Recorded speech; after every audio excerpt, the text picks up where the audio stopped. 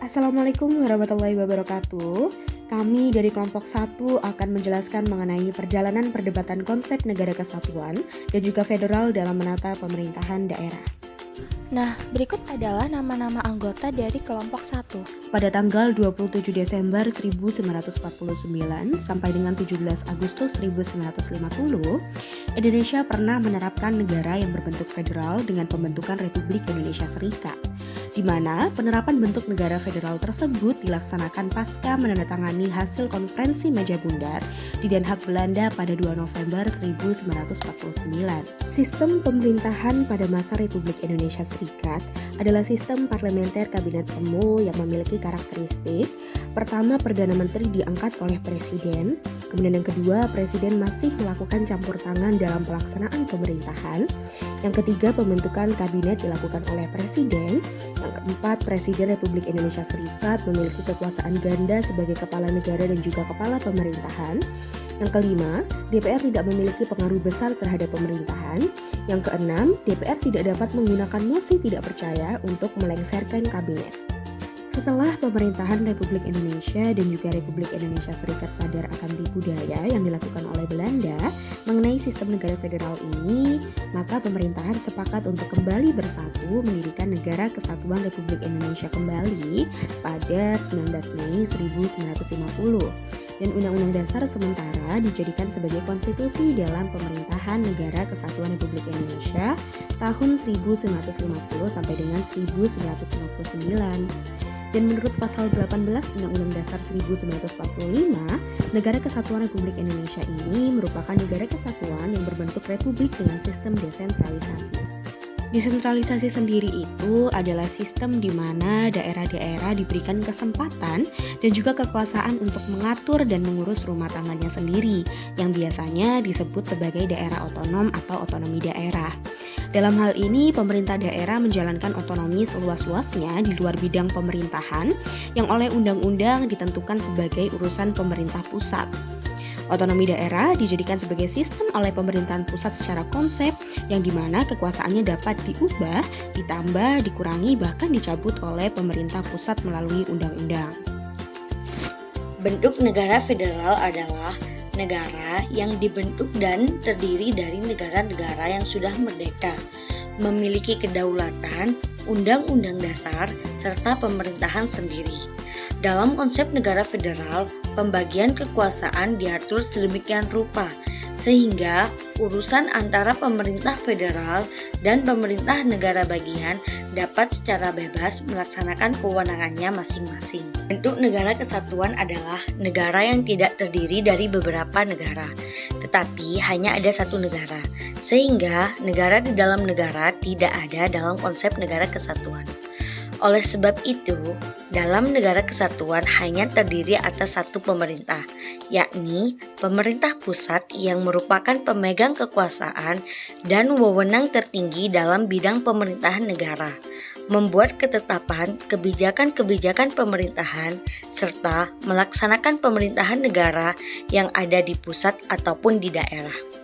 Dalam konsep negara kesatuan menjelaskan bahwa negara tidak dibentuk oleh daerah, tetapi daerah yang dibentuk oleh negara. Dengan demikian, setiap daerah harus tunduk dan bertanggung jawab kepada pusat. Perbedaan antara konsep negara kesatuan dengan konsep negara federal adalah: yang pertama, dalam hal pembentukan negara.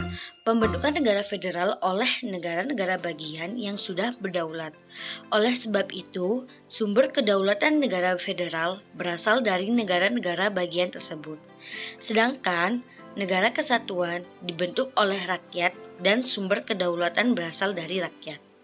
Yang kedua, terkait legislatif dalam negara tersebut.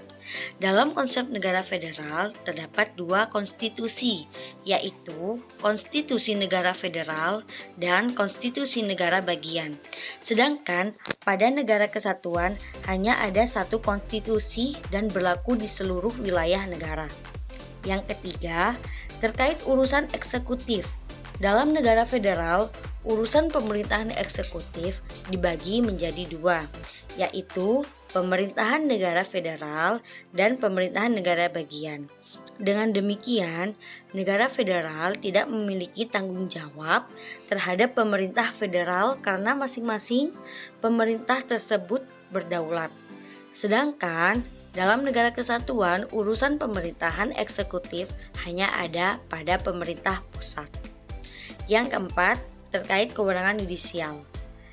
Nah, terkait kewenangan yudisial di sini, pada negara federal, lembaga yudisial terbagi menjadi dua, yaitu lembaga peradilan federal dan lembaga peradilan negara bagian.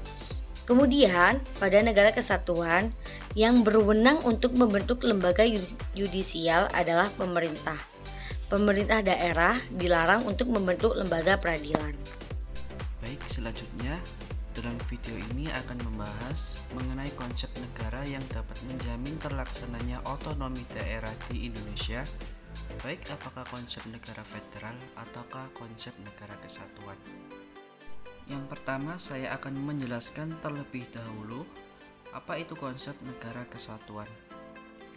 Di dalam konsep negara kesatuan, tanggung jawab pelaksanaan tugas-tugas pemerintahan pada dasarnya tetap berada di tangan pemerintahan pusat.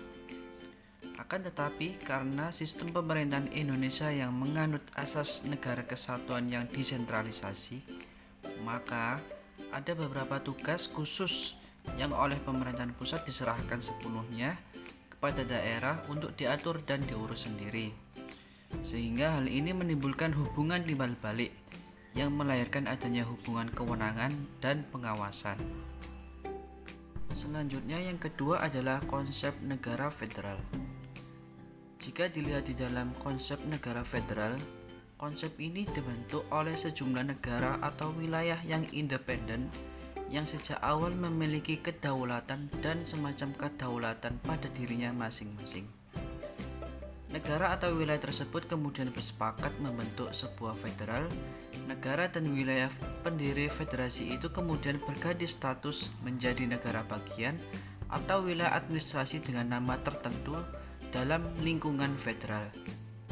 Negara yang memiliki konsep federal, tidak semua urusan diserahkan kepada pemerintah gabungannya atau pemerintah federal.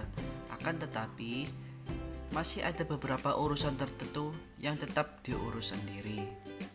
Sehingga apabila dilihat dari sejarah perkembangan pemerintahan di Indonesia, maka untuk membentuk konsep negara dengan sistem yang pemerintahan yang ada harus melihat secara objektif kondisi dari masing-masing wilayah daerah di Indonesia. Jadi, jika melihat faktor objektif ini di dalam menentukan konsep negara di Indonesia, maka konsep negara kesatuanlah yang dinilai pantas untuk bisa diterapkan di Indonesia. Selanjutnya, permasalahan yang dihadapi. Permasalahan yang terjadi dalam upaya menjamin terlaksananya otonomi daerah di Indonesia sebenarnya bukan terletak pada bentuk negara, akan tetapi pada pencarian solusi untuk menjalankan otonomi daerah dalam konsep negara kesatuan. Selanjutnya, solusi yang digunakan dalam menghadapi permasalahan. Solusi yang dapat ditempuh adalah mengupayakan terakomodasinya kepentingan dari setiap wilayah atau daerah di Indonesia dengan cara memberikan otonomi yang seluas-luasnya kepada daerah atau wilayah dalam bentuk negara kesatuan Indonesia.